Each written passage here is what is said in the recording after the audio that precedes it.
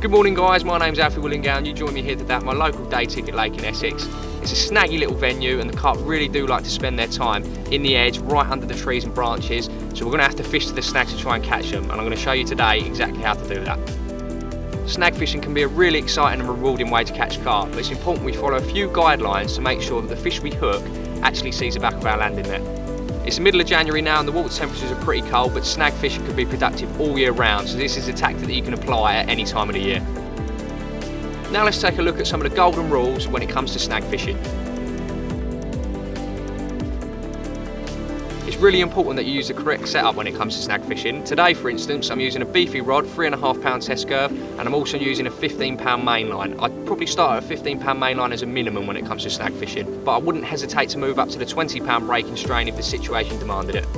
So I'm using a strong rod, strong line, but it's also very important that your end tackle is up to the job as well. Rig choice is a personal preference, but you do have to make sure that your hook link and hook are up to the job. You want a really strong hook because at the beginning you're not going to be giving that carp any line and you need to get him away from them snags as quick as possible.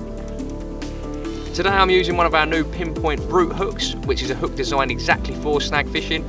It incorporates an increased wire gauge so I know that when I get that bite that the hook isn't going to straighten.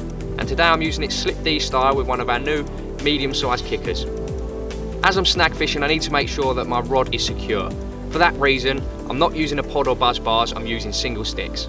With single sticks I can get them in the ground securely and there's no chance of the buzz bars twisting or the rod pod being pulled in. I always like to have the rod pointing at where the rig is placed as this gives me the best possible indication. It also means that there's no play as the rod tip can't bend round and give that fish a yard or so where it could get into the snags. Because I'm snag fishing, I'm fishing locked up. Now what this means is that I'm tightening the clutch on my reel to as tight as it can go and I don't want the fish to take any line on the take. Sometimes takes can be very violent, so I need to make sure I'm not losing that rod. To do this I make sure I'm fishing with the single sticks, but I'm also using one of our butt locks and also the siren R3 alarms which incorporate built-in snag ears. I want to be fishing as close as possible to the snag, but I do need to make sure that I'm fishing it safely as well. Before I attach the rig I'll have a lead about to make sure that the area is clear of any underwater obstacles. I'll then clip up so that when I do attach the rig I know that I won't be placing it straight into the tree. Obviously I want to get it as tight as possible but still fish safely. Another really important aspect of snag fishing is to make sure that you stay on your rod. It's not a time for socialising in your mate's swim or having a walk to check other areas as you don't know when that take could come. You need to stay close to your rod at all times so that if you do get the bite you're ready quickly. So if you do get a bite, the first thing you need to do is pick that rod up and walk backwards. You don't want to be able to give the carp any line and you need to make sure that it's clear of any snags and out into the open water. Once it's clear from the snags you can then play it as if you were in any other normal fishing situation. Something you should certainly avoid when snag fishing is slack lines. Now if you were to fish a slack line you're giving that fish not only extra movement to get in the snag, but you're also delaying the indication that when something happens at the rig end you want it to be directly happening at the alarm end. I'd also avoid using back leads as this doesn't put you in direct contact with the fish and it could give that fish that extra little bit of play to make it into them snags.